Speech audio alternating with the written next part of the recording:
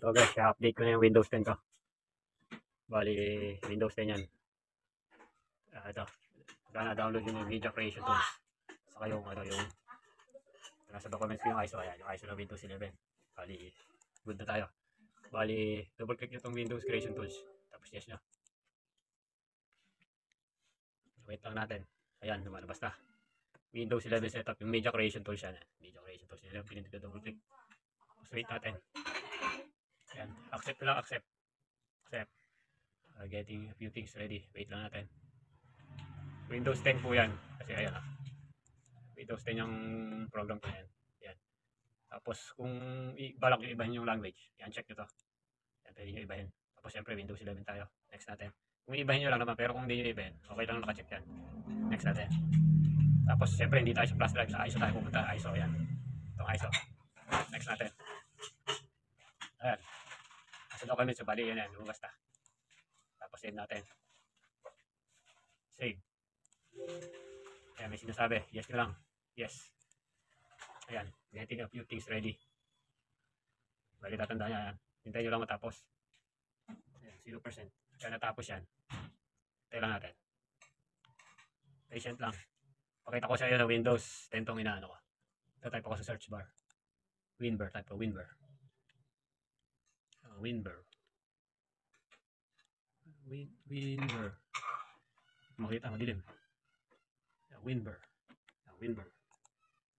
Windows 10 siya na version na 22 H2. Okay na. Ayan. Medyo matagal lang to. Kung laptop ang gamit nyo, siguraduhin yung full charge. O kaya, mas maganda, naka-plug siya sa adapter. Kasi gamit ko na to desktop. Medyo matagal lang. Hintayin nyo lang. Ito guys, tapos na siya. Bali, kinat ko na. Kasi inabot ng 25 minutes eh. Dito pa lang sa video creation tools. Bali, hintayin nyo lang matapos yan. Sasabihin naman na yan, finish. Finish na tayo. Diba, nag-blur yung aking cellphone. Yan, finish. Ayan na siya, finish na siya. Siyempre, magpo-close yan. Close na. Ngayon, ang gagawin nyo ngayon, hanapin nyo yung ISO. Yung ISO. Nasa documents. Kung saan nyo dinala yung ISO niya, create nyo. Bali, ito siya. Double click nyo siya. Para lumabas yung pinaka-ano yan. Ayan, lumabas na. Hindi tayo dyan. Tapos, pagka nakita nyo na yan, yung double click nyo, punta kayo sa this PC. Ayun, may lumabas na ganito. Tatandaan nyo kung anong drive letter siya. Nakita nyo drive letter dito, D. Ayan, okay tayo. X na natin yan.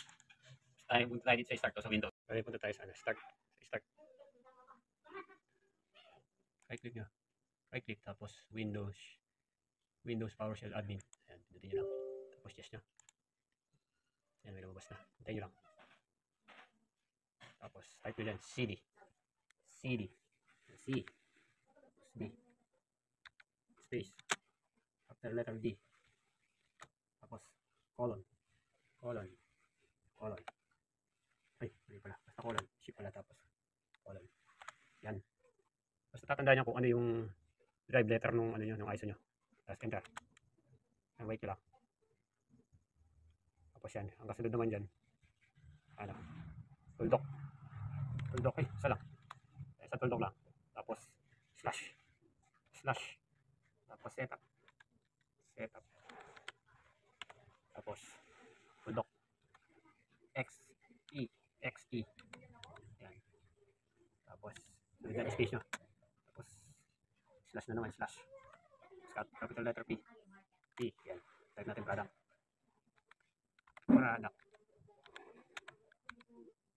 Tapos space. Server. Yan lang itatype nyo yan. Tapos enter nyo. Enter ko na. Wait lang. Yan, tumatakbo yung yan. Lumabas na yung Windows. Kaya lumabas na ganyan. Ito nyo. Yan, 30 ko. Yan. X ko na. Pwede na X to. Tapos yan. Ano nyo? Uncheck nyo lang to. Tapos next. Yan. Checking for updates. Tapos hintayin nyo lang matapos yan. Ayan. We're getting a few things ready. Okay lang natin. Yan, accept nyo lang, accept. Yan, bali para hindi mabura lahat ng files mo, ito na piliin nyo sa taas. Pagka gusto nyo lang mabura lahat, ito, natin. Bali dito ay sa taas. Next natin. Yan, please wait lang. Yan, tayo nyo lang matapos yan.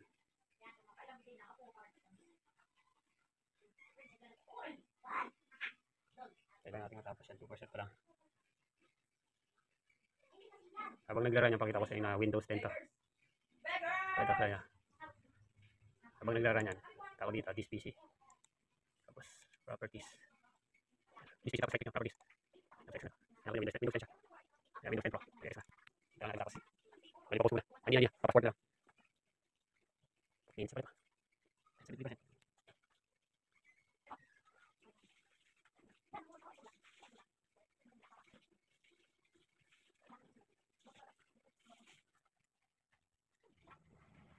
Yan, hindi ko talaga nyo.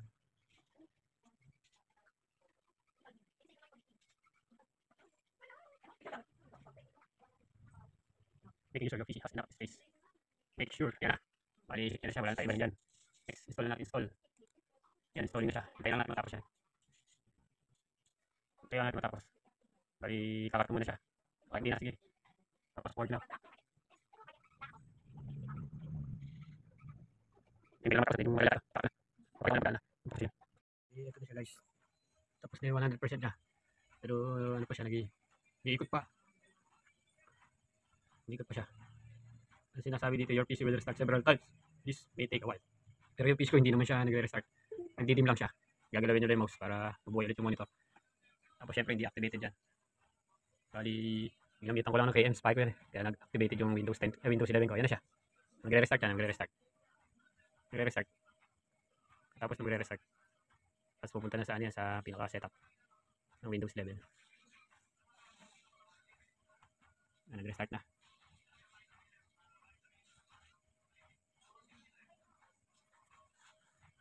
Okay, so Windows 11 na yan. Na-upgrade na siya sa Windows 11.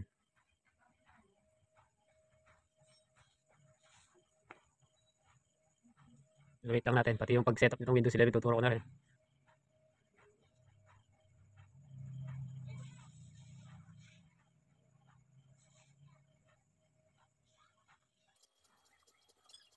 Bali, maghihintay tayo ng 100%. Medyo matagal. Ayan. Bali, yan na siya nung nag 100%. Ayan, continue lang yan. Kukontinue lang yan. Ayan, hintayin nyo lang. Bali, walang pinili kasi walang magbuburang mga files, documents. Pero kung ang pinili natin yung mabubura lahat, bali, pupunta tayo sa ano. Para tayo nag-install ulit ng Windows 11. Bali, yan eh. Wala tayong binura. Nag-update lang tayo sa Windows 11. Hintayin lang natin matapos.